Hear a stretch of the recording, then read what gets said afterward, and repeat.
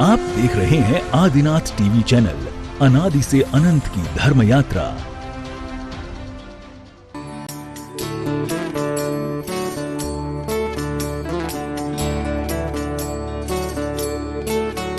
इस कार्यक्रम के पुण्यार्जक हैं श्री कंवरलाल जी महावीर प्रसाद जी, पाटनी, मदनगंज, किशनगढ़, राजस्थान। की ध्वनि को श्रवण करें। हमारे बीच श्री लखन जी राजौरिया, श्री सोनू जी बंसल सहित अनेक अतिथि हैं। मैं हमारे पंचायत के साथी श्री आशीष जी अथाई खेड़ा से निवेदन करूंगा, हमारे मंत्री श्री संजीव जी बारेल से निवेदन करूंगा वह उन्हें पीत वस्त्र पहनाकर सम्मानित करें। श्री लक्ष्मी नारायण जी सेन, आप भी अग्रिम पंक्ति में विराजें। और आज के हमारे अन्य अतिथियों को भी हमारे बीच ग्वालियर से जो अतिथिगण पधारे हैं, मैं उनसे निवेदन करूंगा वह पधारें और आज जो वह कलश भक्ति कलश रखने का सौभाग्य अर्जित करना चाहते हैं, आज से निवेदन अग्रिम पंक्ति में पधारें और अपना नाम पुनः प्रस्तुत करें। हमारी कमेटी के मंत्री श्री संजीव जी बारेल अतिथियों को पीत वस्त्र पहनाकर सम्मानित करें। हमारी युवा वर्ग के सेक्रेटरी श्री सचिन जी NS अतिथियों को पीत वस्त्र पहनाकर सम्मानित करने में सहयोग करने के लिए पधारें। परम पूज्य गुरुदेव का पदार्पण मंच की ओर हो रहा है। श्री रूपेश जी जैन आगरा को एक भक्ति कलश से स्थापित करने का सौभाग्य मिला है। आपके मंगल भावों की बहुत बहुत अनुमोदना। ग्वालियर से जो हमारे बीच भक्त पधारे हैं और भक्ति कलश का उन्होंने हमें निवेदन किया था, मैं चाहूँगा कि वे अपना नाम हम तक प्रस्तुत कर दें, जिससे कि उन्हें भक्ति कलश स्थापित करने का सौभाग्य दिया जा सके। ग्वालियर से जो हमारे बीच अतिथि हैं उनके नाम मंच तक पहुंचा दिए जाएं, जिससे कि उनके नामों की घोषणा यहाँ से की जा सके। और भी जिन्हें यह सौभाग्य लेना है, हम उन्हें आज यह सौभाग्य प्रदान कर रहे हैं। हमारे बीच जबलपुर से, जयपुर सांगानेर से श्री महावीर जी बज्ज साहब पधारे हैं, जो सांगानेर कमेटी के अध्यक्ष हैं। बहुत सम्मान पूर्वक मैं उनसे निवेदन करूंगा, श्री बज्ज साहब मंच के निकट आएं, सौभाग्य अर्जित करें।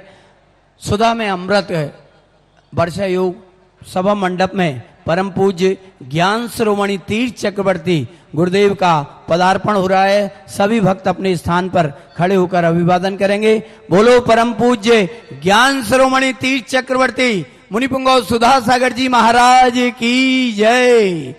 परम पूज्य ज्ञान शिरोमणि तीर्थ चक्रवर्ती मुनिपुंगव श्री सुधा सागर जी महाराज की जय। हमारे दोनों ही चक्रवर्ती परिवार व शिविर पुण्यार्जक परिवार पधारें और दीप प्रज्वलन में सहभागिता प्रदान करें। श्री महाकलश स्थापित करता परिवार भी आ जाएं और सहभागिता प्रदान करें। अग्रिम पंक्ति में विराजित सभी साथियों से निवेदन अपना स्थान ग्रहण करें। अग्रिम पंक्ति की प्रथम पंक्ति हमारे अतिथियों को और बाहर से पधारे हुए सम्मानित साथियों को है। आज जिन्हें 1,11,000 रुपए की राशि के साथ महाशांति धारा करने का सौभाग्य मिला, मैं उन सभी अतिथियों को मंच पर आमंत्रित कर रहा हूँ। पधारें।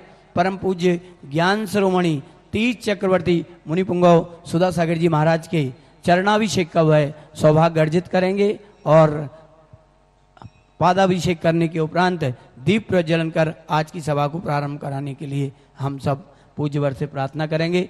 बोलो मुनिपुंगव सुधा सागर जी महाराज की जय। पूज्य श्री से प्रार्थना, अपनी मंगल देशना से हमें उपकृत करें।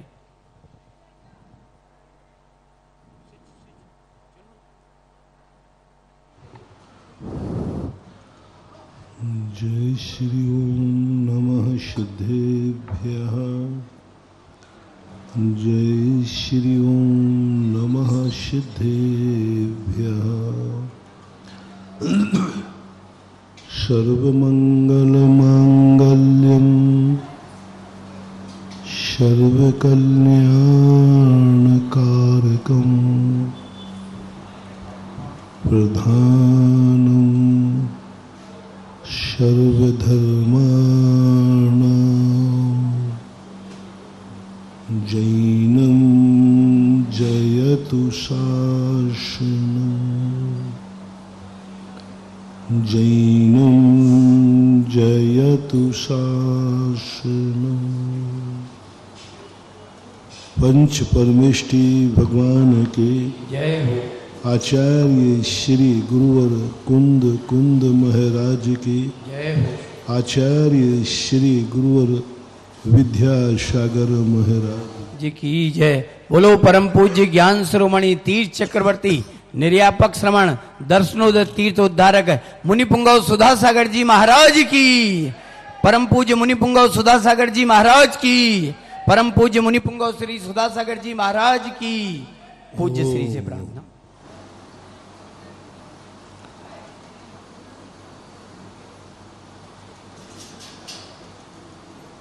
निज शक्ति जागरण के सूत्रों के अंतर्गत अपन यह समझने का प्रयास कर रहे हैं कि यदि तुम्हें एक दिन ऐसी अपनी आत्मा की दशा करना है जहाँ तुम्हें किसी की जरूरत नहीं पड़ेगी, यहाँ तक कि शरीर की भी जरूरत नहीं पड़ेगी। कर्म नौ कर्मों से ऊपर उठकर एक शुद्ध चैतन्य स्वरूप आत्मा का अनंत सुख अक्षय सुख प्राप्त हो सकता है। वह सर्वोच्च दशा है जहाँ जो व्यक्ति ना तो किसी से प्रभावित होता है और ना किसी को प्रभावित करता है। ऐसी दशा की शुरुआत के लिए हमें कहीं ना कहीं से बहुत छोटी इकाई से शुरू होती। कोई कलेक्टर एकदम नहीं बनता, सबसे पहले वो LKG UKG में जरूर पढ़ता है। पहले से जाकर के इतना बड़ा ज्ञानी नहीं बन गया। जितने बड़े बड़े महाज्ञानी हैं इन्होंने कभी न कभी अनार का एप्पल का सीखा होगा, क्योंकि जन्म से तो कोई महान ज्ञानी होते नहीं। कोई तीर्थंकर आदि विशेष ज्ञानी होते भी हैं तो वे पूर्व जन्म में वह कर लेते हैं जो अपन इस जन्म में करते हैं।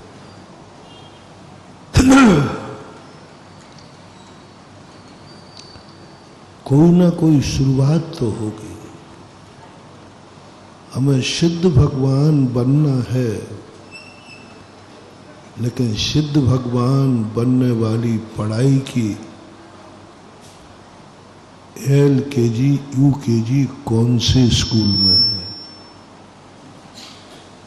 बनना है, बनाना है अपने बेटे को। तुम्हें गोदी के बेटे को गोदी में लेकर माँ कहती है राजा बेटा, अच्छे अच्छे टाइटल देती है। लेकिन जब उसके मन में भाव आता है कि मैं अपने बेटे को राजा बनाऊं, कलेक्टर बनाऊं, लेकिन वह अपने बेटे की शुरुआत कलेक्टर से करता है कि प्राइमरी स्कूल से करता है। प्राइमरी में भी वही जो आजकल, पहले प्राइमरी ही थी, अब तो LKG और पहली कौन सी है?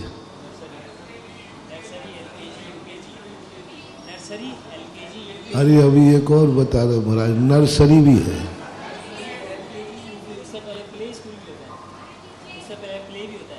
उसके पहले एक प्रे और हो गया। तुमने तो अभी से किया। हमारे यहाँ तो एक क्लास और चलती थी जो गर्भ में आते ही शुरू हो जाती थी क्लास। तुम्हारे जन्म से तो प्री क्लास चालू हुई। हमारे शास्त्रों में तो गर्भ से ही क्लास चालू होती थी। जैन दर्शन के अनुसार तीर्थंकर जब गर्भ में आते हैं तभी से 56 कुमारियाँ, देव आदि, देवदेवियाँ आदि उनको पढ़ाना शुरू कर देते हैं। महाभारत के अंदर अभिमन्यु की सारी पढ़ाई कहाँ हुई? गर्भ में ही हुई। यानी तुम्हारा ज़्यादा विकास है। तुमने कहते देखो महाराज पहले पहली कक्षा से पढ़ाई होती थी, बच्चा 6 साल तक फ्री घूमता था। विज्ञान ने कितना व्यस्त कर दिया कि पहली कक्षा के पहुंचने के पहले 4 प्रे, नर्सरी, LKG, UKG, फिर पहली। तो तुमने कोई विकास नहीं किया। हमारे धर्म शास्त्रों में तो जन्म के पहले ही गर्भ में ही पढ़ाई चालू हो जाती थी। इतने प्रतिभा संपन्न बच्चे होते थे कि गर्भ में ही पढ़ लेते थे। माँ बाप ने जो पढ़ा दिया गर्भ में ही पढ़ लिया। लेकिन समझने का भाव है कि एक इतने बड़े व्यक्ति को हमें इतना बड़ा व्यक्ति बनाना है और एडमिशन करा रहे हैं हम प्रे में, नर्सरी में, LKG, UKG में, पहली क्लास में। ये हमारी जिंदगी के लिए बहुत बड़ा मोटिवेशन है। और वो कब तक पढ़ता है? कम से कम 20 से 25 साल तक।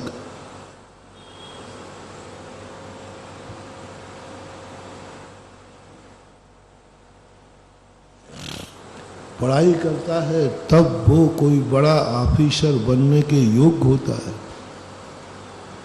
ये प्रक्रिया एक लौकिक, एक जिंदगी से संबंध रखने वाली है।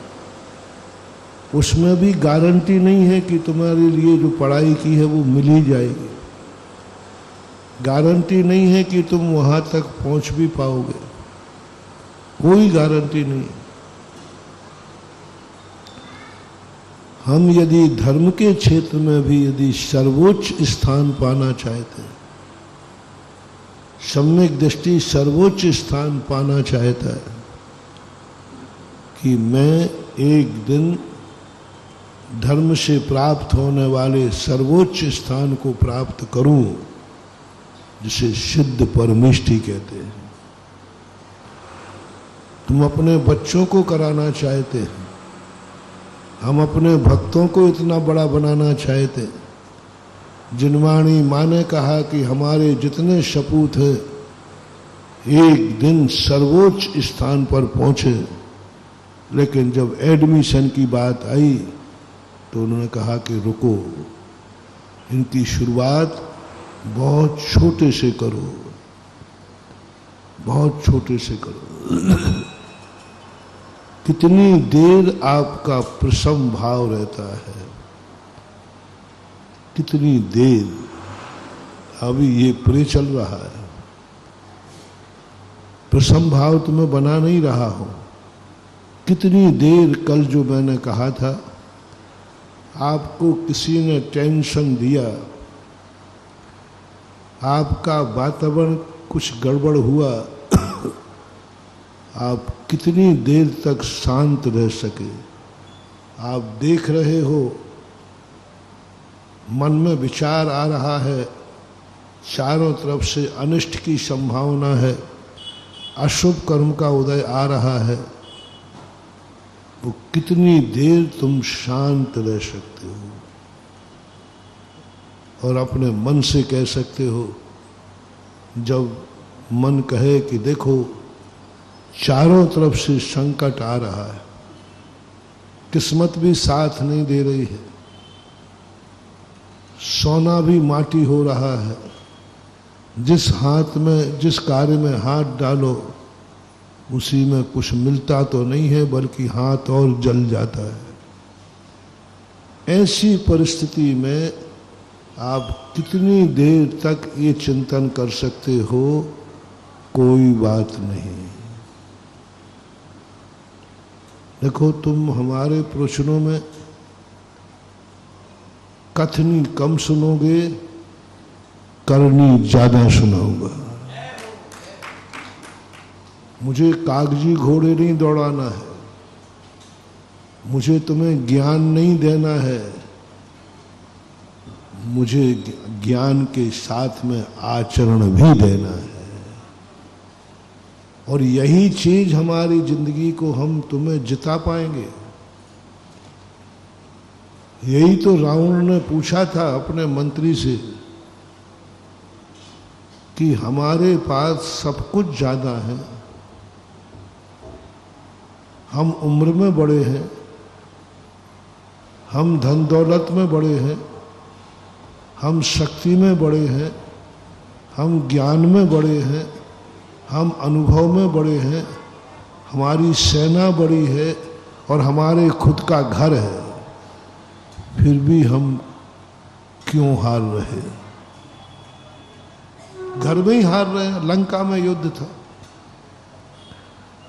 और सामने वाले के पास शक्तिहीन है, उम्र भी कम है, धन दौलत भी नहीं है, सेना भी कमजोर है और परदेश है। हम भूमि को विद्याधर हैं, वो भूमि गोचरी है। फिर भी वो हर बार शाम को जीत रहा है। हमारे घर में शाम को हर बार किसी ना किसी की लाश आ रही है, हर बार हमारे लिए आंसू आ रहे हैं और सामने वाले के पास सब कुछ नहीं है, फिर भी हर शाम उनके यहाँ खुशहाली मनाई जा रही है। हर शाम को वो जीतते हैं कि हमने आज ये जीत लिया, फलाने योद्धा को मार दिया। कोई योद्धा तो नहीं मरे।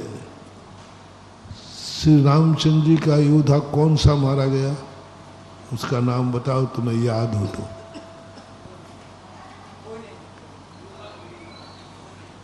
प्रसिद्ध योद्धा बताओ। रामचंद्र जी के प्रसिद्ध योद्धा सुग्रीव था, मारा गया। रामचंद्र जी के विशुद्ध योद्धा जामवंत अंगद थे, मारे गए।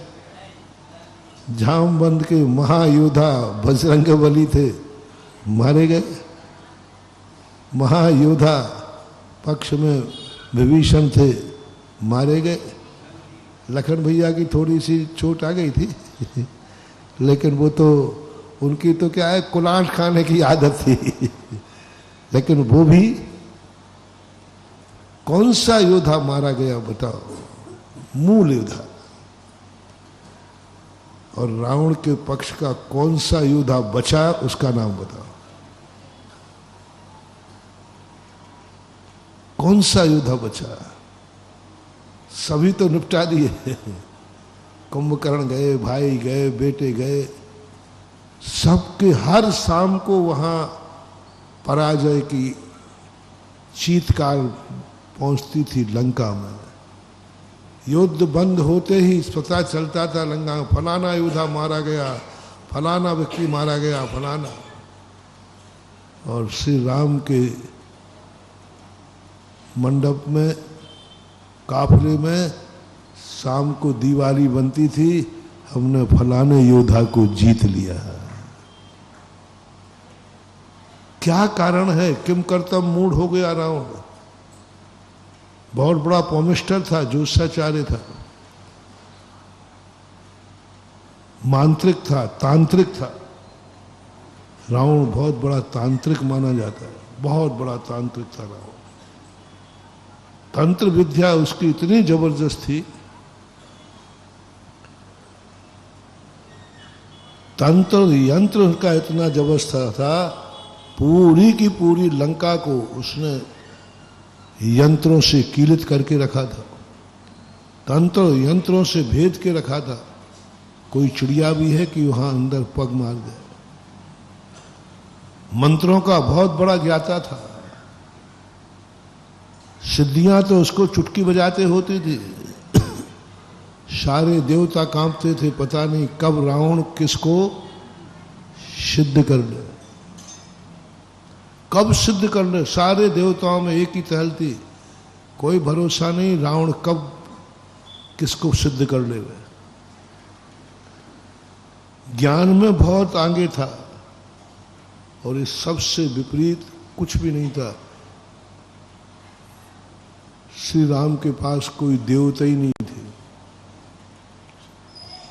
भूमि गोचरे थे, मायावी रूप ही नहीं था, सेना भी खुद की नहीं थी, सुग्रीव की भी उधारी सेना थी। तब बहुत बड़े उनके जो सलाहकार थे, उसने कहा मुझे जवाब चाहिए, फिर भी मैं क्यों हार रहा हूं। तो ज्योतिषाचार्यों ने कहा, नीतिज्ञों ने कहा, राजन आपके पास सब कुछ है, सब कुछ अधिक है, लेकिन आपके पास चारित्र नहीं है, न्याय नहीं है, सत्य नहीं है, बाकी सब आपके पास। और सामने वाले के पास कुछ भी नहीं है, लेकिन धर्म उसके साथ है, सत्य उसके साथ है, चारित्र उसके साथ है। तुम्हारी नीति किसी को धर्म को मिटाने की है और सामने वाले की नीति किसी के धर्म को बचाने की है। तुम पाप करके पापी बना रहे हो और वो धर्म करके धर्म कमा रहा है, इसलिए तुम्हारी हार निश्चित है। बस इसी नीति को लेकर के हम प्रवचनों में आपको ज्ञान की बातें नहीं बताऊंगा। मुझे आपको रावण जैसा ज्ञानी नहीं बनाना है, मुझे तो राम जैसा मर्यादा पुरुषोत्तम बनाना है। मुझे रावण जैसा धनी बना करके सोने की लंका नहीं बनाना है। हमें अपने भक्तों को सोने की लंका बनाकर उसमें नहीं ठहराना है, हमें तो अपने भक्तों को वनवास में रह करके श्री राम बनाना है। वनवास में रहे कोई आपत्ति नहीं, वनवास में रहे कोई आपत्ति नहीं, लेकिन आचरण चारित्र लेकर के रहे, सत्य लेकर के रहे, धर्म लेकर के। धर्म सत्य चारित्र है तो कोई मेरे पास कहे आकर, महाराज तुम्हारा भक्त जंगल में पड़ा था, बस मैं एक ही बात ध्यान करूंगा, वो धर्म से विचलित तो नहीं हुआ, वो चारित्र को लिए हुए है कि नहीं, सत्य उसके पास है कि नहीं। यदि ये आवाज मुझे आ गई, मैं भक्त की किंचित मात भी चिंता नहीं करूंगा, करने की जरूरत नहीं। हमारा भक्त वन में रह करके भी अमर होकर के लौटेगा, उसका कोई कुछ नहीं बिगाड़ सकता, कुछ नहीं बिगाड़ सकता, उसको खरोंच भी आने वाली नहीं। बस धर्म उसके साथ है, सत्य उसके साथ है। महानुभाव मत घबराना, कितनी भी परिस्थिति तुम्हारी डाउन हो जाए, मन को विचलित मत होने देना, मन को डमाडोल नहीं होने देना, अपनी श्रद्धा को कमजोर नहीं होने देना। मैं बार बार आप लोगों को संबोधन करता हूं, कर्म को धर्म से मत तोलो। धर्म और कर्म दोनों राम रावण जैसे हैं। कर्म की स्थितियां भिन्न है, कर्म पुद्गल है, जड़ है, और धर्म हमारी आत्मा की पर्याय है, चेतन है। यदि कभी तुम्हें धर्म करते समय कोई कष्ट आ भी जाए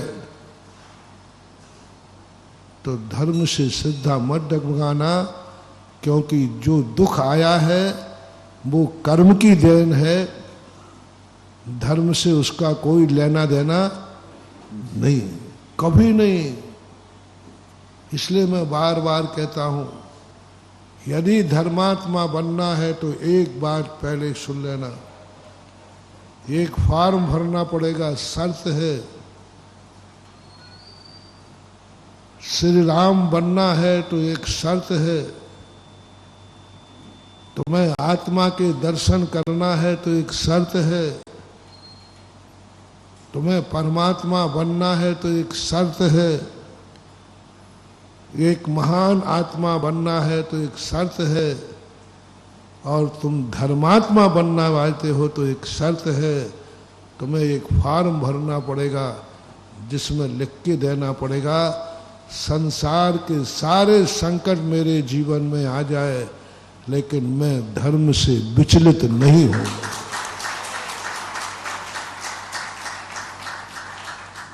ये मत कह, मैंने ये नहीं कहा है तुम धर्मात्मा बन जाओ तुम्हें कोई संकट नहीं आएगा।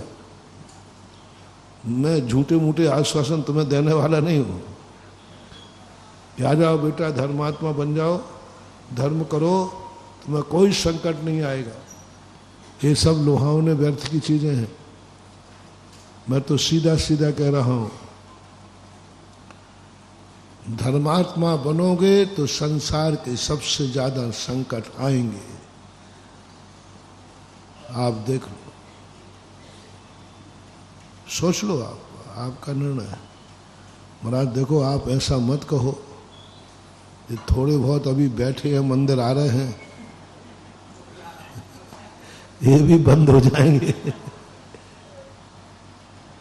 कोई फर्क नहीं पड़ता, कोई फर्क नहीं पड़ता। धर्म को मानने वाला एक भी जीव नहीं रहे तो भी धर्म को कोई फर्क पड़ने वाला नहीं। धर्म अविनाशी है, शाश्वत है, कोई फर्क नहीं पड़ेगा। क्या फर्क पड़ता है? खेत में यदि तुम बोनी नहीं बोओगे तो खेत को क्या फर्क पड़ता है बताओ भैया? खेत को, बल्कि तुम जितना खेत को पड़ती पाड़ोगे ना तो वो और उपजाऊ और हो जाता है। क्या फर्क पड़ने वाला है खेत को? पड़ा है, पड़ा है। गेहूं नहीं बोया तो नहीं बोया, पड़ा है खेत, उसका कुछ नहीं बिगड़ने वाला। धर्म का कुछ नहीं बिगड़ने वाला, तुम स्वीकार मत करो। भगवान का कुछ नहीं बिगड़ने वाला, मत आओ मंदिर, मत बनाओ मंदिर में, क्या फर्क पड़ने वाला है भगवान को? मत आओ प्रवचन सुनने, क्या फर्क पड़ने वाला? क्या फर्क पड़ेगा बताओ भैया? महाराज जी हम प्रवचन सुनने नहीं आएंगे तो आपको फिर गैस बनेगी,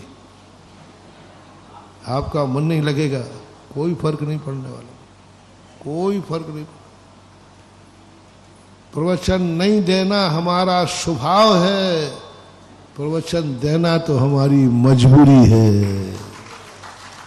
क्या करें, तुम गिड़गड़ाते आए तो दया आ गई, कहें सीख गुरु करुणा।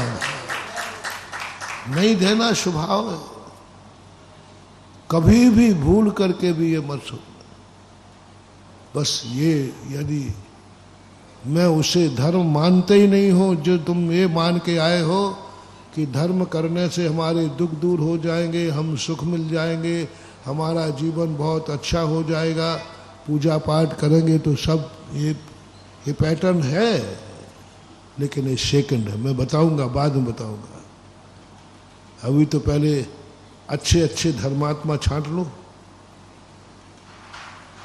हाँ, पहले माल अच्छे ही खरीदूं, जब खरीदने को बाजार में ही आया हो तो। अच्छे अच्छे धर्मात्मा जो धर्म इसलिए करते हैं कि हमारे ऊपर संकट दूर हो जाएंगे, ये सेकंड नंबर के ग्राहक हैं। भगवान के पास जाएंगे तो हमारी सब इच्छाएं पूरी हो जाएंगी, ये सेकंड नंबर के ग्राहक। पहला नंबर का श्रावक वो चाहिए, संसार के सारे कष्ट आने पर भी यदि मुझे धर्म मिलता है तो उन कष्टों को मेरा निमंत्रण है, मुझे धर्म चाहिए।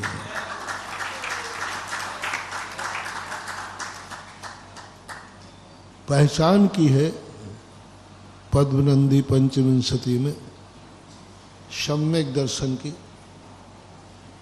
कि एक और किसी ने परीक्षा ली कि तुम सम्यक दृष्टि बनोगे तो तुम्हें नरक जाना पड़ेगा, और नरकों में तुम्हारी क्या वेदनाएं होंगी, पूरा नरकों का वर्णन कर दिया। और यदि तुमने सम्यक दर्शन छोड़ दिया तुम्हें नौवें ग्रेविक का सुख मिलेगा, और नौवें ग्रेविक का सुख बहुत बड़ा है। बस शर्त है तुम्हें कुछ नहीं करना, मां तुम्हें सम्यक दर्शन सच्चे देव सात गुरु को छोड़ना है। बस आज से तुम मंदिर नहीं जाओगे, बस कुछ नहीं करना, तुम गुरु के पास नहीं जाओगे, बस कुछ नहीं करना।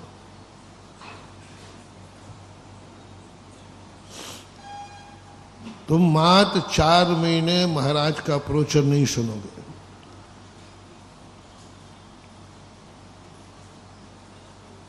और तुम्हारे लिए कितना लोभ दे दूं, 1 लाख रुपया पर डे तुम्हारे बैंक में जमा होगा। अब थोड़ा कम में गड़बड़ हो जाता ना, पर डे का कितना बैंक में तुम्हारे सुबह हो शाम होते ही हो जाएगा। शर्त है कि तुम 4 महीने महाराज का प्रवचन नहीं सुनोगे। बहुत सस्ता सौदा है।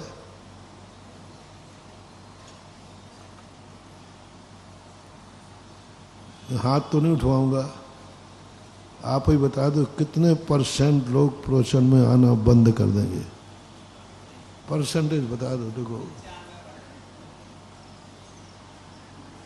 थोड़ा मोट लोभ नहीं दिया, पर डे का कितना दिया, 1 लाख। बस तुम्हें प्रवचन सुनने नहीं जाना।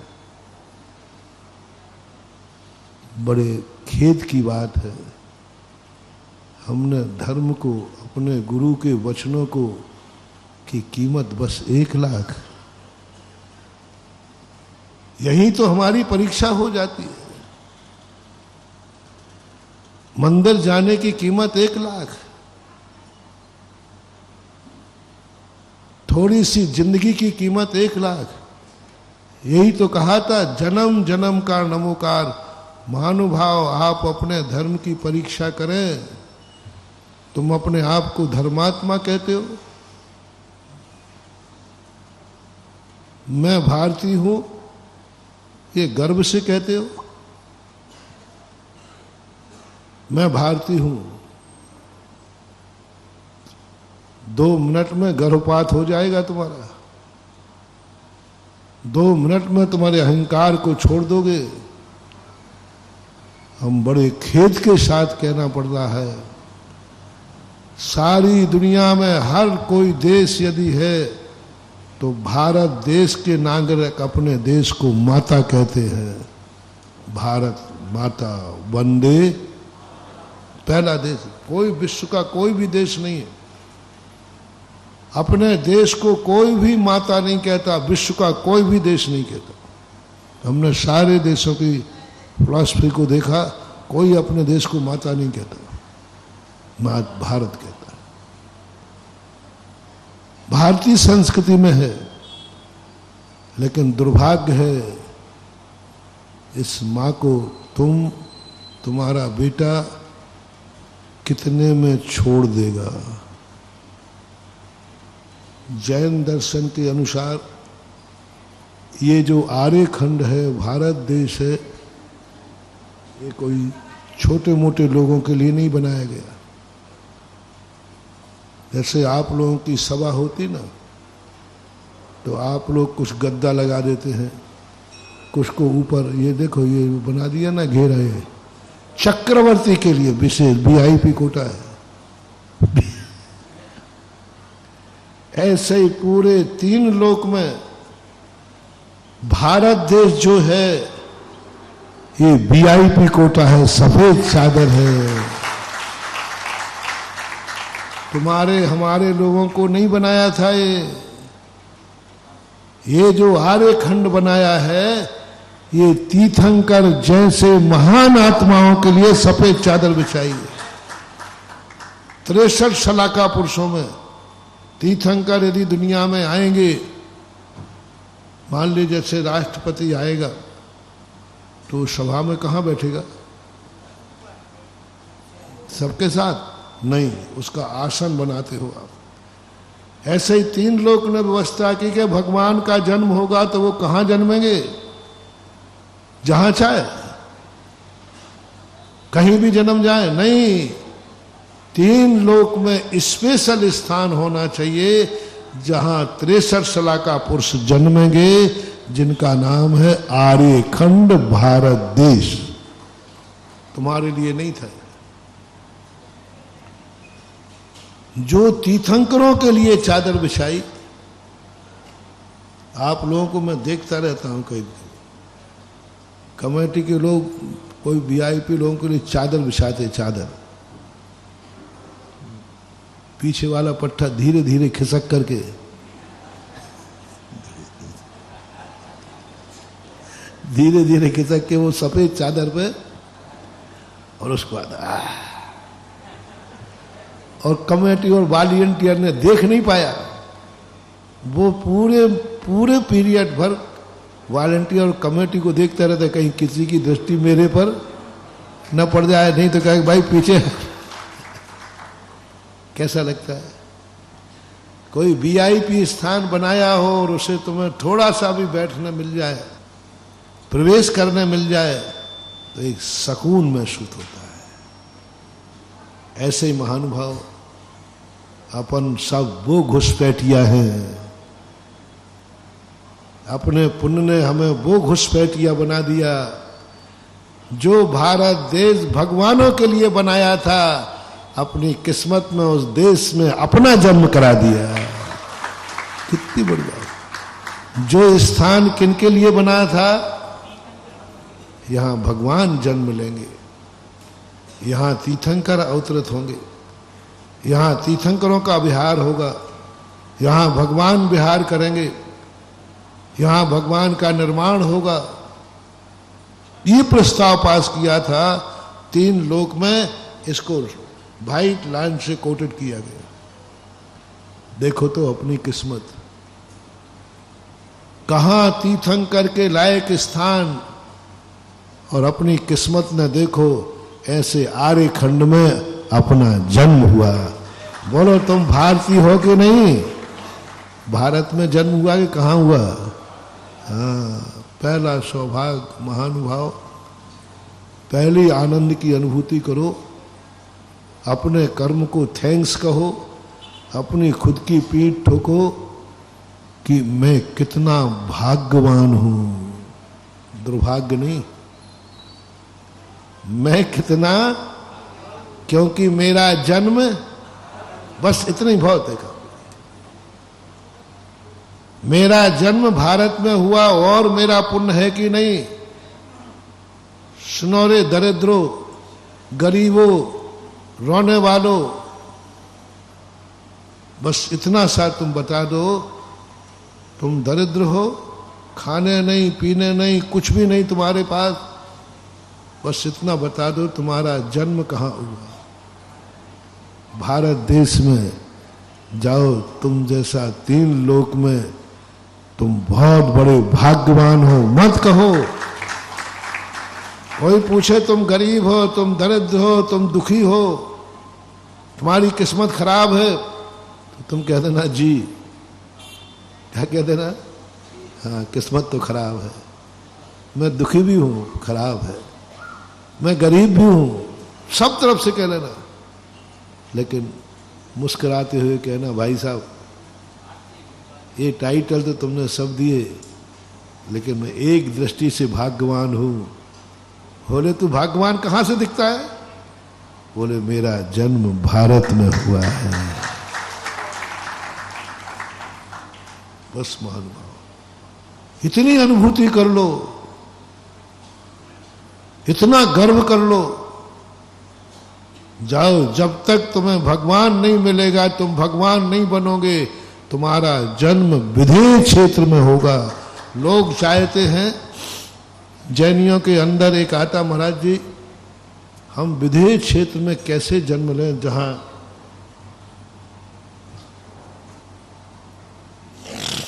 तीर्थंकरों का विहार होता है।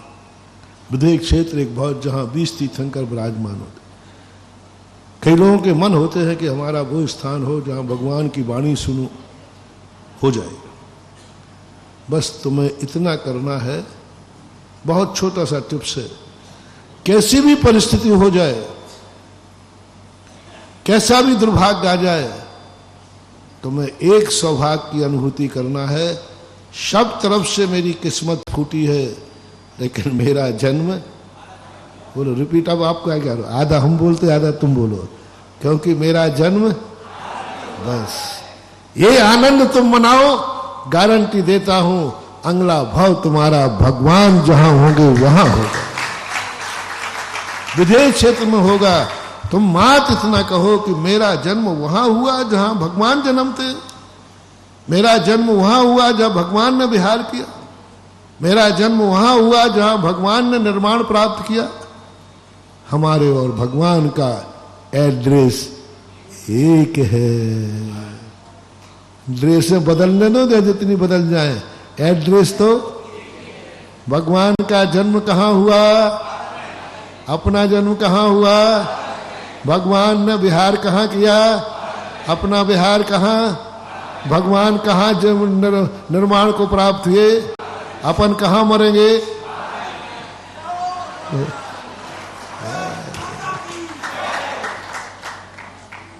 तो कहां हम भगवान से अलग हैं?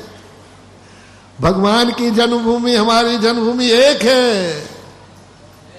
भगवान के रहने का स्थान, हमारे रहने का स्थान एक है। भगवान के मरने का और हमारे मरने का स्थान एक है। बस अब कहां हम भगवान से जुदा हैं? कर्म कहेगा इसको अब अलग मत करो, इसको अगला भाव वहीं दे दो जहां पर भगवान मिलेंगे वहां पर। लेकिन खेद के साथ मैं कह रहा हूं, खेद के साथ सबसे ज्यादा तुम बेच दोगे इस पुण्य को, छोड़ दोगे तुम इस पुण्य को। कितने में छोड़ रहे? मैंने एक दिन कहा था ना, विश्व में सबसे ज्यादा एनआरआई किस देश के हैं?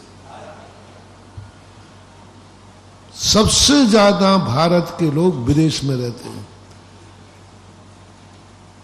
प्राय विश्व की एक भी कंट्री नहीं बची जहां कोई ना कोई भारतीय ना रह रहा। हर देश में एनआरआई। और कितने विदेशी हैं जो भारत में रहते हैं? भारत में एनआरआईयों की संख्या कितनी है? लेकिन भारतीयों की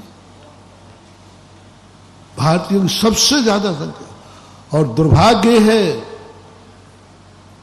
कि हमारे जितने अच्छे माइंडेड लोग हैं, जितने अच्छे धनवान लोग हैं, जितने अच्छे पुण्यवान लोग हैं, वे भारत से छोड़कर जाकर विदेशों में अपनी अकल का, अपने धन का, अपने हुनर का विदेशों को समृद्ध कर रहे हैं। और जिस जन्म लिया जिस भूमि को, उसकी कोई फिक्र ही नहीं है। वे यही बेटे हैं जो एक व्यक्ति अपने बेटों के सुख के लिए मां बाप को तड़पता हुआ छोड़ करके चला जाता है। भारत में रहने वाले एनआरआई सुनो, मात अपनी संतान के खातिर अपने माँ बाप को छोड़कर कितने लोग चले जाते हैं। दो में सुख है, या तो माँ बाप को तुम सुखी रख पाओगे या अपने बच्चों को सुखी रख पाओगे। दोनों में से कितने % लोगों का पलड़ा किस तरफ जाएगा?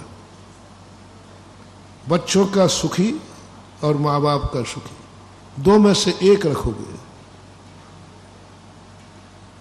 कितने % बच्चों की तरफ लुढ़केंगे? जल्दी बोल दो, सब बच्चों वाले बाप बैठे हो। 90-95% बच्चों की तरफ लग जाएंगे। माँ बाप के दुख, माँ बाप का बुढ़ापा, माँ बाप के आंसू आपको कुछ भी प्रभावित नहीं करेंगे। बोले ठीक है, अब इनकी किस्मत में जो लिखा है तो भोगेंगे। हम भारत में विहार करते हैं, 10-10 बेटे जिनके हैं पुराणों में, आज उनके माँ बाप नौकरे हाथ के रोटी और पानी खा रहे हैं, पी रहे हैं। एक माँ बाप ने 10 बेटे पाल करके बड़े कर दिए, लेकिन 10 बेटे मिलकर एक माँ बाप का बुढ़ापा नहीं निकाल पाते। उस माँ बाप को 10 बेटे भार नहीं थे, और 10 बेटों को एक माँ बाप बोल दो ना, भार लग जाते हैं। इससे बड़ा दुर्भाग्य क्या होगा। 10 यही मोटिवेशन मैं दे रहा हूं, निज शक्ति जागरण। तुम्हें यदि ये गर्व है कि मेरे सब तरफ से किस्मत फूटी है, लेकिन मेरा एक भाग्य है कि मेरा जन्म, बस यदि ये गर्व है तो नियम कर लो। हम किसी भी लोभ में आकर हम अपने भारत देश को नहीं छोड़ेंगे। गरीबी है तो गरीबी में रहेंगे, क्योंकि जो कुछ भी हमारी हुनर है हम अपनी भारत माता को देंगे, इसी को पुष्ट करेंगे, इसी को समृद्ध करेंगे। हम इंजीनियर हैं तो यहाँ की बिल्डिंग अच्छी बनाएंगे, हम डॉक्टर हैं तो अपने भारत के भाइयों को, अपने माँ के सगे भाइयों का हम इलाज करेंगे। हम यदि ज्ञान में मास्टर हैं तो हम अपने भाइयों को अपना ज्ञान देंगे और ज्ञानी बनाएंगे, क्योंकि हमें भारत में। लेकिन बहुत खेद के साथ कहना, थोड़े से डिफरेंस में, थोड़े से पैकेज में सारी दुनिया भारत को मूर्ख मानती है। अंग्रेज लोग क्या शब्द बोलते थे, आप बोल दो ना, ब्लैडी, ऐसे कुछ कहते थे, ब्लैडी, मूर्ख, इडियट, ये शब्द थे उनके, हमेशा एक बोलते थे। और किसी भी देश को, अमेरिका वाले, इंग्लैंड वालों का हमने पूरा इतिहास पढ़ा, उनका राज्य बहुत विश्व में सब जगह रहा, लेकिन उन्होंने किसी भी देश को इडियट, मूर्ख नहीं कहा, ब्लैडी नहीं कहा। अमेरिका को नहीं कहा। अमेरिका में भी ब्रिटेन का राज रहा, बहुत देशों में राज रहा, लेकिन किसी भी देश को वो मूर्ख नहीं कहते थे, लेकिन भारत को कहते थे। अमेरिका के लिए वो कभी मूर्ख नहीं कहा, उन्होंने कहा अमेरिका में सावधान, वहां सब बुद्धिमान लोग रहते हैं। जितने देशों को कहा, जब भारत की बात आती थी तो मीटिंग में, क्या किसकी बात कर रहे, भारत की, ब्लैड है, मूर्ख है। मैंने कहा क्यों, भारत को ही मूर्ख शब्द की उपाधि क्यों मिलती थी। मैंने खोजने पर महानुभाव एक बहुत बड़ा वक्ता हुआ है, राजीव दीक्षित, बहुत बड़ा वक्ता था। हर साल हमारे सानिध्य में उसके 2-3 कार्यक्रम होते ही थे। जब राजस्थान में रहा, बहुत भक्तों में था, और मैं खुद चला करके उसको कहता था, बुलाता था और कहता था भाई समाओ, तुम अपना प्रैक्टिकल, मैं प्रैक्टिकल कैसे, बहुत अच्छा वक्ता था। उसने कहा महाराज इसके 2 कारण उसने खोजे थे। एक सबसे बड़ा कारण है, कितनी भी मूल्यवान वस्तु हो, भारत पैसों में बिक जाता है। व्यक्ति पैसे में, लोभ में आकर के कुछ भी करने को तैयार हो जाता है। पैसे का इतना मूल्य है इसके अंदर कि सब कुछ बेच देगा पैसे के लिए। मालूम है, अंग्रेजों की एक नीति थी कि भारत के लोग जब तक दूध पीते रहेंगे तब तक उनको कोई पराजित नहीं कर पाएगा। और कर पाएगा तो वो उतने अंडर में नहीं रह पाएंगे। तो वहां मीटिंग हुई कि दूध बंद कराओ, चाय चालू करो। तो आवाज दी कि नहीं, भारतीय लोग दूध को इतना पवित्र मानते हैं कि वे दूध पिए बिना अपना जीवन का वो नहीं माने, वो छोड़ने वाले नहीं है। तब एक ब्रिटेन अंग्रेज ने खड़े होकर कहा, किन मूर्खों की बात कर रहे हो, भारतीय लोगों की? बोले हाँ।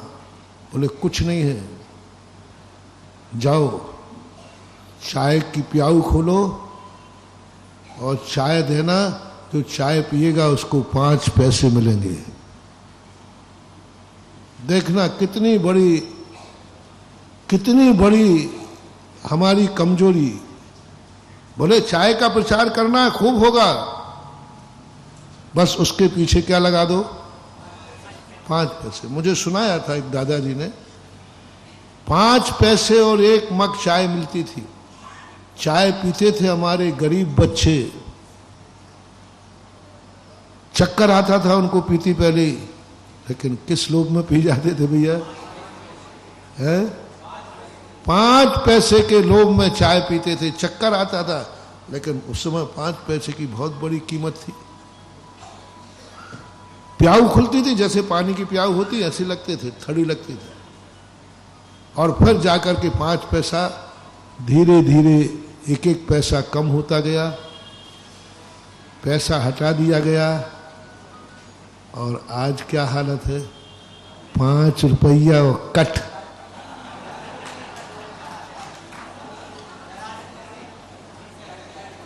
कहा 5 पैसा और 1 मग था, मग तो सब जानते होंगे, 5 पैसा था, जितनी चाहिए उतनी पियो और 5 पैसा लो। 1 मग पर 5 पैसा, 1 मग पर 5 पैसा, कोई 2-2, 3-3 पैसे किलो।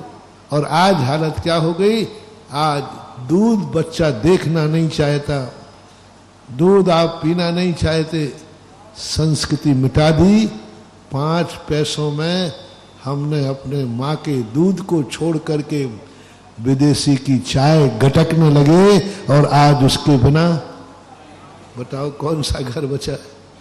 और हमारा दूध था, भारतीय संस्कृति थी, जिसके लिए हमारे भारतीय संस्कृति में बहुत बड़ा, सुबह उठ करके दूध पीते इसलिए थे कि सबसे पहले दूध का दर्शन ही मांगलिक होता है। अब आज तो उठते ही तुम क्या देखते हो, दूध का गठोरा, दूध का गिलास जब तुम्हारे सामने आएगा तो महानुभाव शगुन होता है। ज्योतिष शास्त्रों में भी लिखा, कहीं कोई मुहूर्त आदि नहीं मिल रहा हो, कोई आदि दिशा नहीं मिल रहा हो, तो उसे दूध दही खिला देना, जाओ उसके सारे अमंगल टल जाएंगे। ऐसा उल्लेख आता है, तंत्र विद्या में आता है कि कहीं कोई सगुन नहीं है, भेज नहीं है, ठीक है उसको दूध पिला दो, दही खिला दो 1 चम्मच। जो दूध दही का दर्शन सगुन था, खाना पीना मंगल था, आज वो पूर्णतः हमारे घरों से हट गया, और उसका स्थान किसने ले लिया, चाय महानुभाव अमंगल है, अब शगुन है। चाय को देखना अब शगुन है, पीना अब शगुन है, चाय को देखना अब शगुन है। एक छोटा नशा माना जाता है, शराब है, गुटखा है, तमाकू है, ये सब ज्योतिष शास्त्रों के अनुसार अशुभ माने गए। और आप सबसे पहले बैड टी, उठते ही किसका दर्शन हो रहा है, अब क्या हम तुम्हारा शगुन करें। वो जीत गए महानुभाव, 5 पैसों में हमें लूट लिया, 5 पैसों ने हमारी संस्कृति लूट ली, हमारा शगुन लूट लिया। और आज देख लो सब क्या हो स्थिति बन गई। तो उनका एक ही कहना था कि भारत के लोभ दे दीजिए। आज बोलो शेयर करना, बुरा नहीं मानना, अपने देश की, अपने घर की अपन खुद बुराई कर रहे, घर में बैठ के, दुश्मनों के सामने नहीं कर रहा हूं। अपनी कमी अपनों के सामने कहने में कोई बुराई, क्योंकि बाप बेटे की बुराई कर रहा है। अपनी कमजोरी इसलिए बता रहा हूं कि शायद ये कमजोरी सुधर जाए। आज इसलिए बता रहा हूं, शायद कोई, लाखों लोग सुन रहे हैं, शायद कोई आज की इस बात को सुनकर चाय छोड़कर दूध पीने लग जाए तो मेरा प्रवचन सफल हो जाए। आ जाए किसी के मन में कि क्या बात है, मैं तो चाय को अच्छी समझ रहा था, चाय ये चीज है। आज मेरे गुरु से मिला मुझे कि चाय हमारे भारत का पेय नहीं था, भारतीय पेय नहीं है। हमारे भगवानों ने, हमारे महापुरुषों ने, हमारे पूर्वजों ने चाय पीकर के भारत की रक्षा नहीं की है, दूध पीकर के रक्षा की है। दूध है ये स्वाभिमान, इसका करो बहिष्कार करो, घरों में से निकालो इसके घरों में से और कराओ दूध का प्रवेश। बहने दो दूध की नदियां, बहने दो घरों में दूध दही के दहेड़े। देखो कितना बड़ा रूप अपने जीवन में आता है। चाय को अपनी जिंदगी में इतने आदी हो गए, इतने आदी हो गए, क्या हो रहा है? शायद आओ, अब हम आजाद हैं, आओ गरीबों का पेय आज सबसे ज्यादा कौन पी रहा है? अमीर पी रहे हैं। गरीबों का पेय अमीर पी रहे हैं। प्याऊ खुली थी गरीबों के लिए, 5 पैसे के लोभ में पी जाएंगे, लेकिन उसने ऐसा असर दिखाया कि गरीब तो फिर भी कभी दूध पीते मिल जाएगा, लेकिन अमीर चाय कॉफी के बिना जिंदा ही नहीं रहते। अमीरों तुम्हारा पेय नहीं था ये। अमीरों के घर में चाय का प्रचलन बंद हो जाए और दूध चालू कर दे कि हमारे गुरु ने बताया कि हमारी संस्कृति, और आपसे पूछ रहा हूं, आप भी खोजिए, बहुत बड़ी चीज लौट आ गया। आओ आओ हम लौट चले, आओ हम अपने घर, आओ हम अपनी गोद, माँ की गोद में लौट चले। आओ आओ, कोई बात नहीं।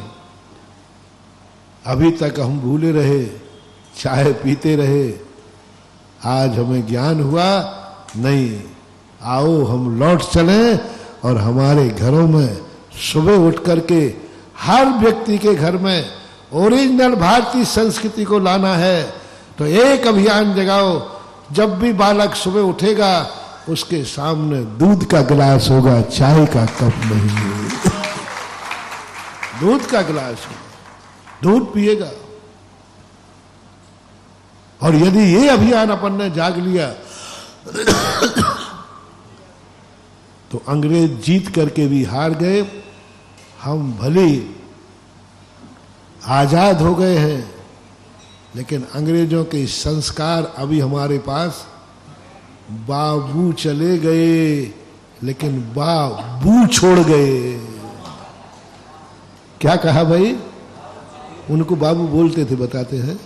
बाबू चले गए, लेकिन बू छोड़ गए। चाय छोड़ गए, दुर्गंध छोड़ गए।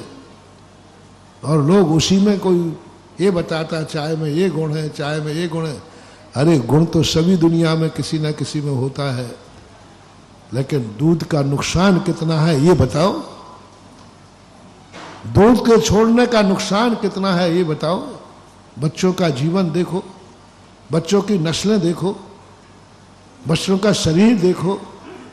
चाय पी पी करके तुम पैदा करते हो, चाय पी पी करके वो गर्भ में पलता है और चाय पी पी करके उसका बचपन निकलता है। क्या बनेगा उसका शरीर? अनेक बीमारियों का कारण तो यही हो रहा है। शरीर के अंदर जो प्रतिरोधक क्षमता है वो रही नहीं, क्योंकि माँ बाप ने भी उसको, गर्भ में बच्चा था, बोलो क्या पिया माँ बाप ने? मुझे पता नहीं, थोड़ा शेयर करो ना। चाय पी, तो बच्चे को भी क्या मिलेगा भैया? चाय मिली। क्या बनेगी उसकी नस्ल? क्या बनेगी उसकी नस्ल? जन्म लेने के बाद उसको दूध मिलना चाहिए था, वो चाय से शुरू कर रहा है, क्या बनेगी? वो तो मरेगा बेचारा अकाल में। आएंगी 17 बीमारियां। जब मां के पेट में गर्भ में बच्चा होता था तो पाव भर का गिलास नहीं, किलो आधा किलो सीधा पीने को मिलता था। सवाल तुम्हारा नहीं है, सवाल बच्चे का। आओ हम लौट चले, आओ हम लौटें, हम दुनिया का विकास करें लेकिन संस्कृति का नाश न करें।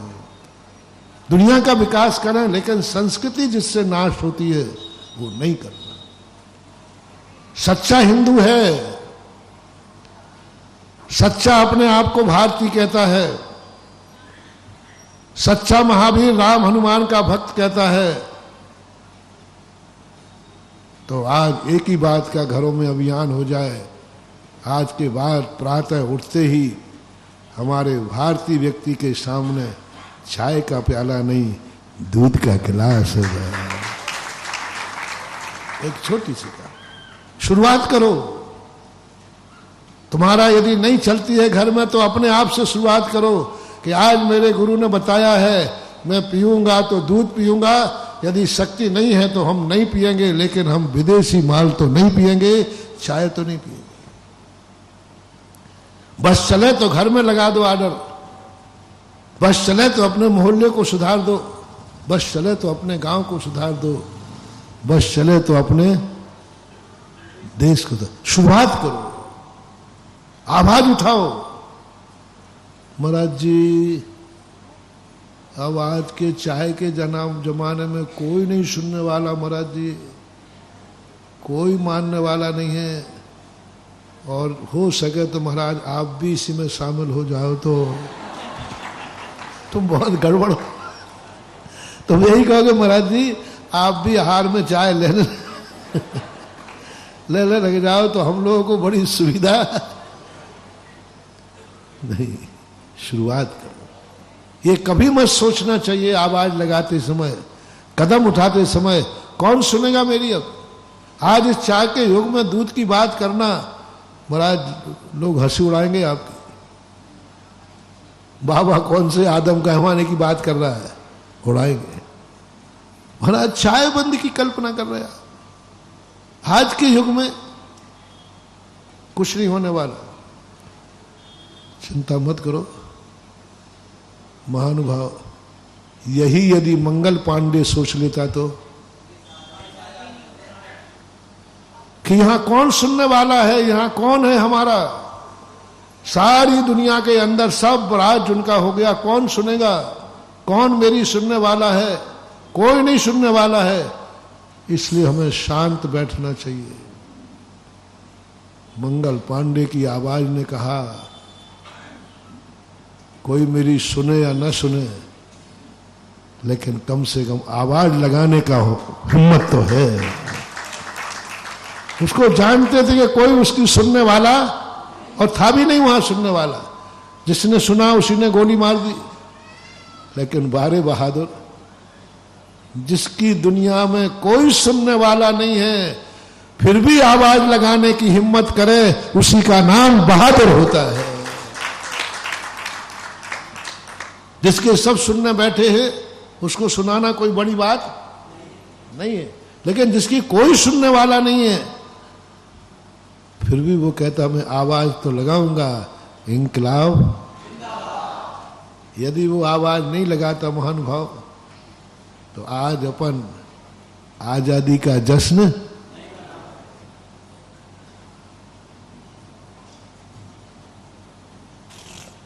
इसलिए मैं कह रहा हूं कोई तुम्हारी आवाज में जान रहा हूं, मेरी आवाज कोई सुनने वाला नहीं है, मेरे भगत भी मेरी बात मानने वाला नहीं है।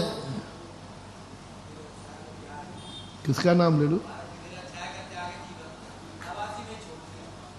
मेरा भगत भी, मेरे चक्रवर्ती भी, मेरी पंचायत कमेटी के सदस्य भी नहीं मानेंगे, मुझे मालूम है।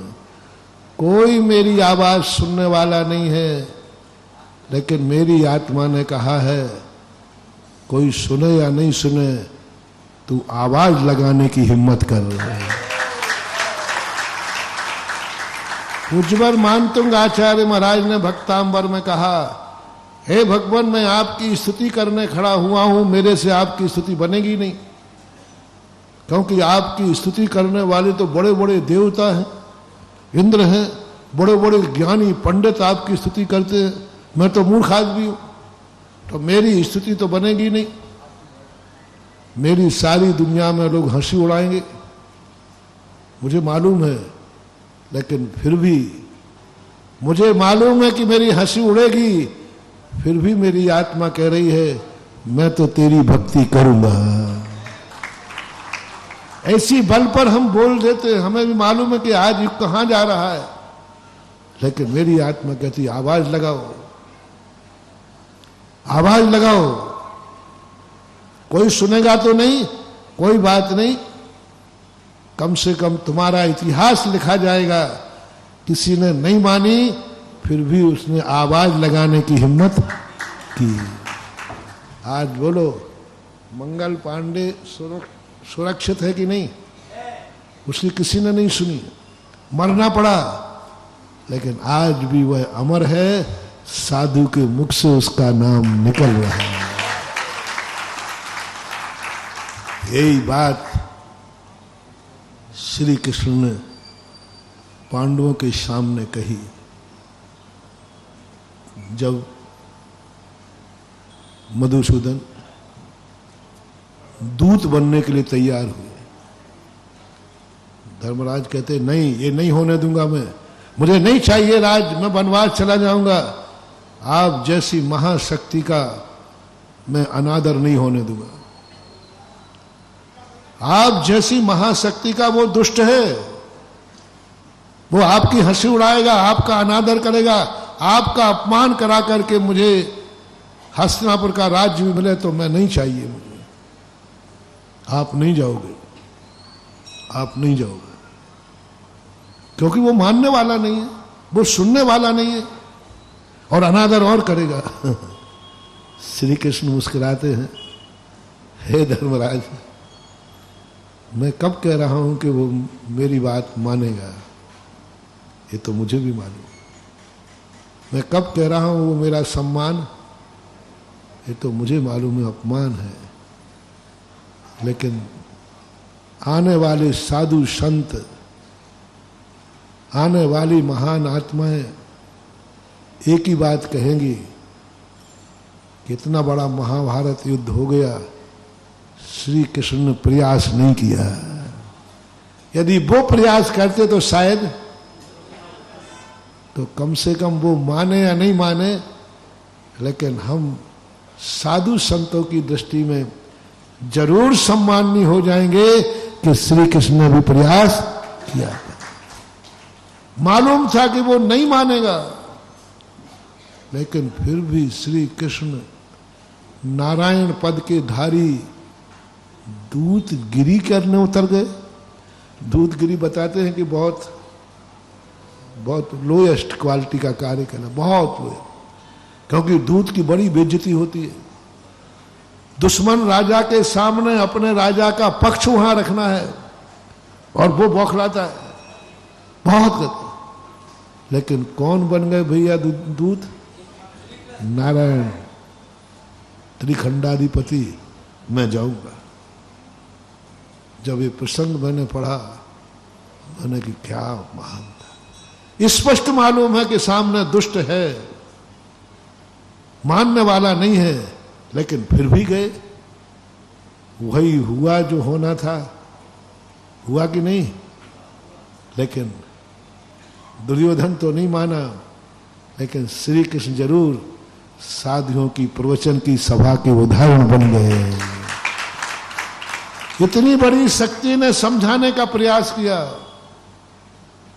अब नहीं माना तो बात, लेकिन बोलो दूत बनने से, नारायण का दूत बनने से श्री कृष्ण की महिमा गिरी है या बड़ी है? यदि बड़ी नहीं होते तो हम क्यों ले रहे होते नाम। बड़ी है, बहुत ऊंचा पद उठा। महान आत्माएं किसी को उठाने के लिए नीचे झुक जाएं तो उनका कद नीचे नहीं होता, उनका कद बढ़ जाता है। बस यही सोच करके, श्री कृष्ण जी को सोच करके, मंगल पांडे को सोच करके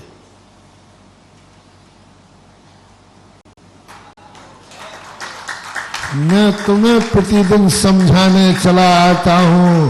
सुन रहे हो रे दुर्योधनो?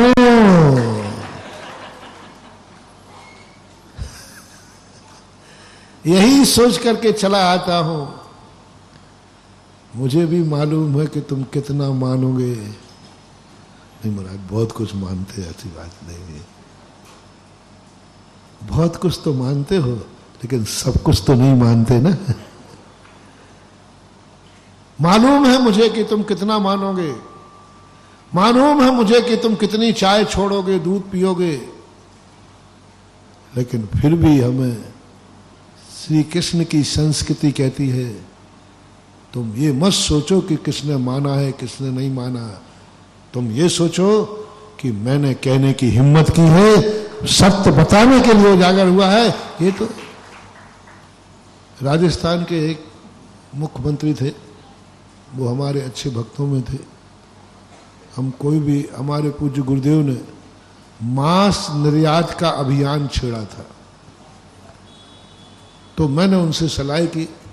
मैंने कि तुम राजनेता हो और कूट राजनीतिक थे, कूट राजनीतिक थे, तो मैंने कहा कोई राजनीति पॉइंट मुझे बताओ कि मैं गुरुजी की भावना पूरी। तो क्या मैंने कि मांस निर्यात बंद करना है। बोले महाराज नहीं हो सकता, क्योंकि वो भक्त की दृष्टि से बोलते थे। नेता होते तो बोले महाराज जी होगा, आप प्रयास करो। झूठ बोले, वो तो हमारे भक्त थे। उन्होंने कहा महाराज जी नहीं हो सकता, आप अपने गुरुजी से कहो, इस कार्य में सफलता नहीं मिलेगी, अहिंसा के नाम से नहीं मिलेगी, धर्म पुण्य के नाम से नहीं मिलेगी। तो मैंने कहा कि क्यों? मैंने कहा आप तो मेरे साथ हो। बोले ठीक है, आपको मुझे गद्दी से उतरवाना हो तो हम तुम्हारे साथ हुए जाते हैं। बोले हमारी गद्दी जाएगी, हमारी पार्टी जाएगी और देश में भी कुछ भी हो सकता है, सारे विश्व से लड़ाई हो सकती है, तो फिर क्या करें? बोले महाराज जी, तो फिर मैंने कहा मैं कहना बंद कर दूं? बोले नहीं, ये गलती आप करना मत। आप कहना बंद कर दोगे तो धर्म नेता नहीं, और मैंने मान लिया तो राजनेता नहीं। देखो कूटनीति सिखा रहा है वो मुझे। यदि आपने कहना बंद कर दिया ना तो धर्म नेता नहीं कहलाओगे आप, और मैंने मान लिया तो मैं राजनेता नहीं कहलाऊंगे। इसलिए आप तो जब भी बोलो जम के बोलो, सरकार गिरा दो, ये गिरा दो, जितना आप बोल सकोगे उतनी सभा में तालियां बजेंगी, और हम आपकी बात एक मानेंगे नहीं। यदि आपकी बात मान ली तो हम भी नीचे आ जाएंगे। उन्होंने कुछ टिप्स बताए। फिर मैंने कहा कि फिर मैं क्यों बोलूं? बोले नहीं महाराज जी, ओहो क्या बात कही थी उन्होंने। दुनिया में एक ही धर्म नेता तो है जो बोलने की हिम्मत कर सकता है। आप ही सत्य नहीं, कोई सत्य को नहीं मान रहा है तो सत्य बोलना बंद कर दे। कोई अहिंसा को नहीं मान रहा तो अहिंसा पे बोलना बंद कर दे। कोई मांस निर्यात न बंद नहीं कर रहा है तो बोलना बंद कर दे। कोई मांस नहीं छोड़ रहा है तो क्या बोलना बंद कर दे? बोले धर्म नेताओं को ये कभी गलती नहीं करना, उनको तो कर्तव्य है, चाहे कोई माने या नहीं माने, आवाज लगाते रहना चाहिए, कभी ना कभी तो कुछ ना कुछ। क्योंकि हम लोग मजबूरी में आपकी बात मानेंगे। वो बात मुझे आ जाती है जब कई बार मैं ऐसी बात आप लोगों के सामने रखता हूं जो आप लोग नहीं मानोगे। कई लोग मेरे से, महाराज जी क्यों आप बोलते हो, क्या लेना देना, कोई आपकी बात मानने वाला तो है नहीं। मैंने कि मानो या नहीं मानो, मैं बोलूंगा तो तुम चाहे छोड़ो या ना छोड़ो, लेकिन मैं बोलूंगा तो सही। और मुझे विश्वास है आज नहीं कल मानोगे, लेकिन मानोगे दो व्यक्ति हैं। एक सीधे गुरु के कहने पे मान जाता है और एक ठोकर खाने के बाद। जो अच्छे लोग होंगे, एक व्यक्ति ने अभी मान लिया कि नहीं आज से हमारे घर में हमारी वही पुरानी संस्कृति होगी, तो हमारा तो ये प्रवचन करना, हम भारत माता का आशीर्वाद लेने लायक हो जाएंगे कि हमने एक बेटे को अपनी माँ का बेटा लौटा करके उसकी गोदी में दे दिया है। ये स्थिति बनना चाहिए। तो कितने में हमने अपनी संस्कृति बदल दी, ये है हम कहाँ गौरव। हमें कैसे निशक्ति जागेगी, कैसे हमारी शक्तियां प्रकट होंगी। हम विदेशी माल पी रहे हैं, हम कैसे देश के वफादार होंगे, हम देश का कल्याण कैसे करेंगे, हम देश की संस्कृति कैसे बचाएंगे। दूसरा, हमारे देश में आज हर व्यक्ति 2 पैसा बचता है तो देशी माल नहीं विदेशी माल खरीदेगा। देशी माल नहीं, 2 पैसा ज्यादा का है। अरे भैया, देशी माल 2 रुपया ज्यादा मिल रहा है, लेकिन वो 2 रुपया किसके पास जा रहा है, बोल दो ना, भारत का पैसा। लेकिन 2 रुपया कम में मिल रहा है, लेकिन वो 10 रुपये की चीज 8 में मिल रही है, लेकिन वो 8 रुपया कहां जा रहा है, विदेशों में जा रहा है। जो तुम्हारी संस्कृति को मिटाएंगे और उसी पैसे से बंदूकें तानेंगे हिमालय की ऊपर आकर खड़े होकर के। मत सोचो रे, देशी माल महंगा मिले तो देशी ही लेना है। हाँ, जब असंभव हो, कोई चीज ना मिले और हमारी जिंदगी का सवाल है, उस समय की छूट रखता हूं।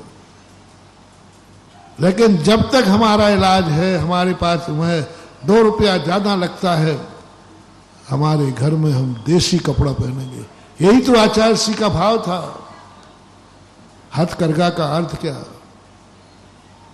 हम देसी कपड़ा पहनेंगे जो हमारे देश में बनता है। तुम्हें कपड़ा मिल जाएगा और 4 लोगों को रोजगार मिल जाएगा, हमारे भारत माँ के बेटे को, अपने भाई को।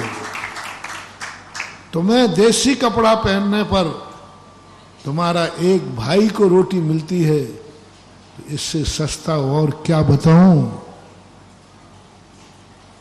इससे सस्ता और क्या होगा। कपड़ा का कपड़ा मिल गया और तुम्हारे एक भाई को रोजगार भी मिल गया, क्योंकि देश का कपड़ा रहना। हर चीज पर ये अभियान। मैं कहता हूं, मेरा ज्यादा राजनीतिक या ज्यादा पर मेरा जो अनुभव कहता है, यदि भारत के लोग 1 साल के नियम ले लें कि हम भारत में अपनी वही चीज जो भारतीय भी मिलती है, हम भारत में बनी हुई वस्तु का उपयोग करेंगे, 1 साल में सारा विश्व भारत के सामने हाथ जोड़ के खड़ा हो जाएगा। जो चीज अपने भारत में है, जो नहीं है उसकी नहीं कह रहा हूं। है तो महंगी मिले चाहे सस्ती मिले, लेकिन मिलती है तो हम भारत की ही खरीदेंगे, भारत की ही दुकान के करेंगे, भारत का ही हमारा मॉल होगा। हम नहीं। चलो, मैं उस बीमारी की दवाई की बात नहीं कर रहा हूं जिस बीमारी का इलाज भारत में नहीं है। मैंने डॉक्टरों को कहा था,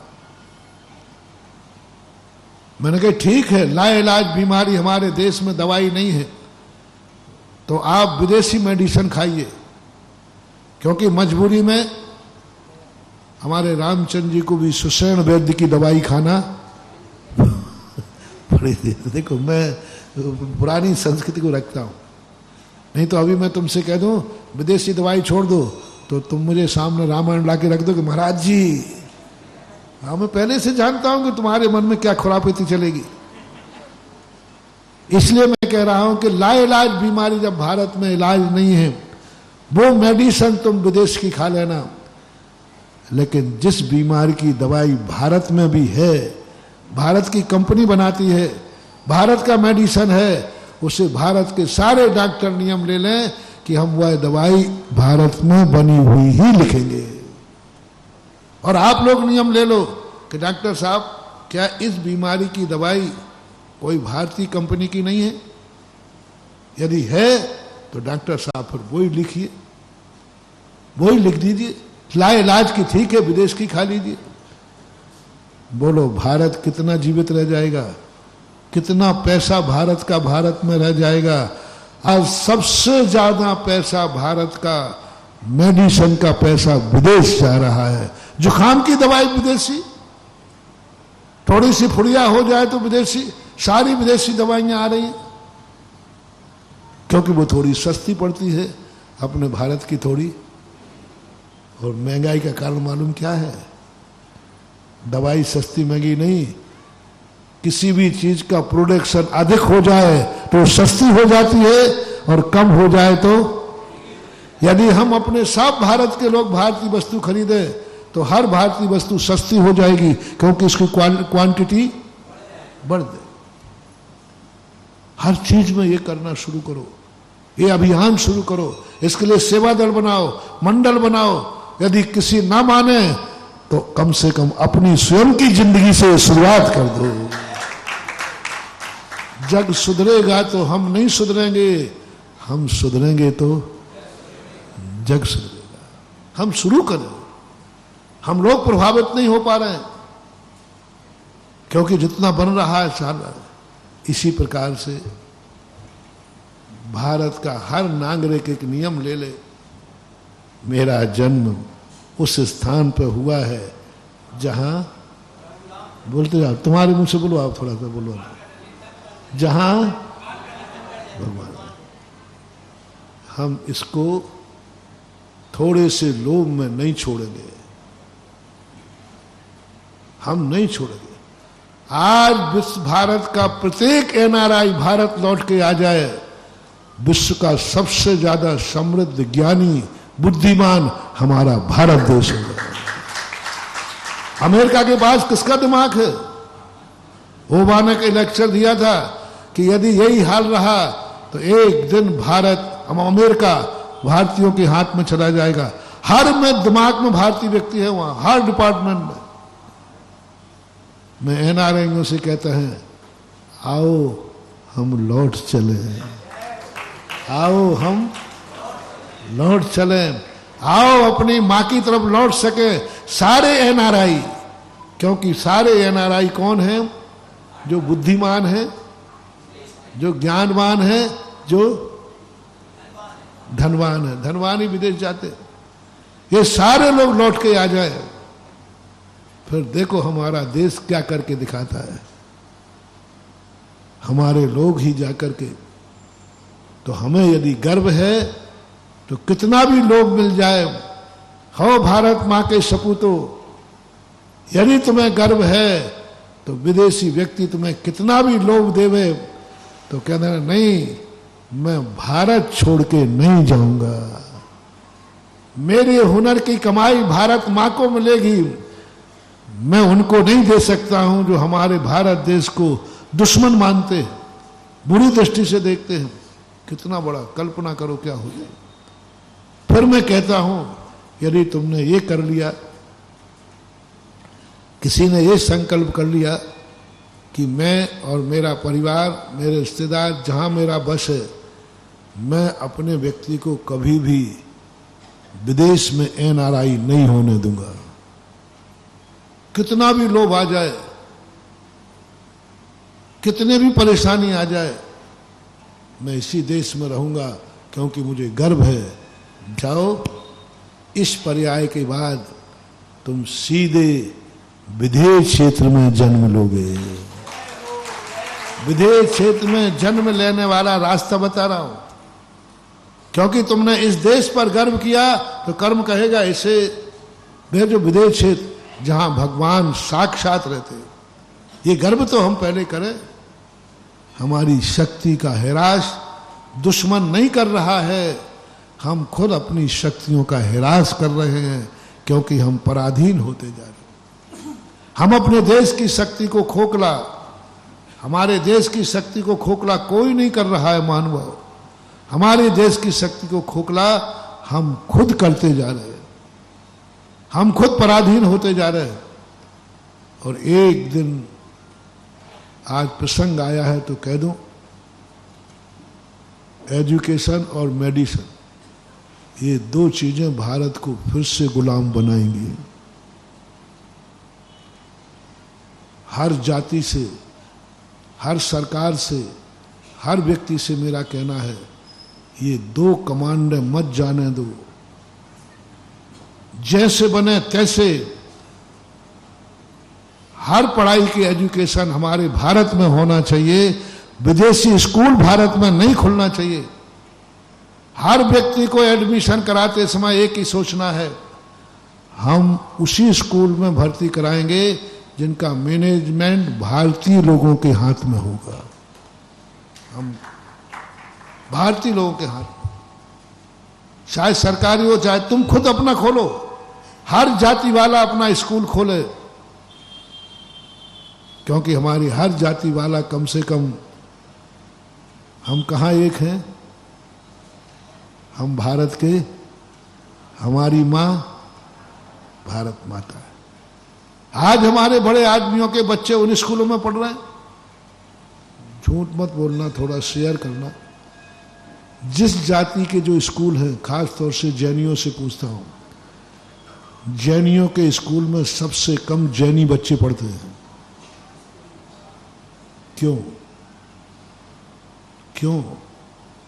जैनियों का स्कूल है और जैनियों के बच्चे पढ़ रहे हैं कॉन्वेंट में, जहां मांसाहार है, जहां तुम्हारी फीस पर जाकर के दोपहर में डिनर पर मुर्गे कटते हैं, अंडे खाए जाते हैं, वहां तुम जैनी अपने बच्चे को पढ़ा रहे हो और बोलते हो अहिंसा परमो धर्म की काय का खाक बोलते हो। डायरेक्ट हिंसा ही हिंसा नहीं है। एक ऐसा स्कूल था बिहार में मिला मुझे, राजस्थान, जिनमें 1600 बच्चे पढ़ते थे, 1200 जैनी थे और शुद्ध मांसाहारी मैनेजमेंट था। शुद्ध मांसाहारी। क्या शाकाहार का प्रचार करोगे? शाकाहार को बचाना है तो समाज को चेतना है, क्योंकि दो स्थानों पर व्यक्ति मजबूर है, बीमार होने पर और बच्चों की, दो जगह मजबूर घुटने टेक देता है। वो सब कुछ छोड़ सकता है अपने बच्चों का भविष्य अंधकार में, वो सब कुछ छोड़ता है, अपनी जिंदगी बचाएगा। इन दो को चीजें, अच्छे स्कूल बनाओ। जैन स्कूल में जैनी क्यों नहीं पढ़ रहे हैं? मैंने पूछा, बोले महाराज जी हम अपने बच्चों की जिंदगी खराब करेंगे क्या? अरे तो तू अपने बच्चे की नहीं करेगा तो दूसरों के बाप के बेटे नहीं है क्या? उनकी जिंदगी खराब क्यों कर रहा है?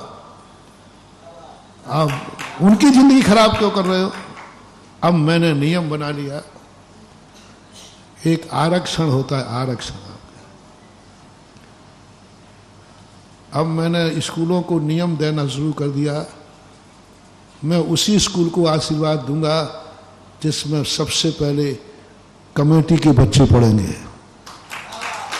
कोटा रिजर्व कर दिया, अध्यक्ष का बेटा कहां पढ़ता है बताओ, पहले उसी स्कूल में पढ़ेगा, भले वो फीस नहीं देगा तो चलेगा। क्यों? कमेटी के बच्चे जब उस स्कूल में पढ़ेंगे तो उसका स्टैंडर्ड, तो चिंता मत करना। रे मैं कमेटी का पक्ष नहीं ले रहा हूं, मैं गरीब बच्चों को अच्छे स्थान पर पढ़ाने की विधि निकाल रहा हूं।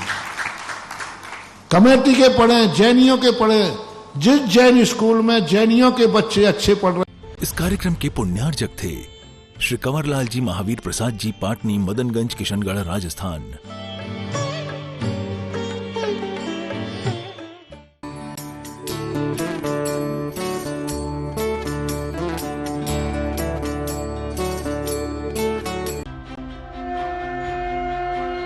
आप देख रहे हैं आदिनाथ टीवी चैनल अनादि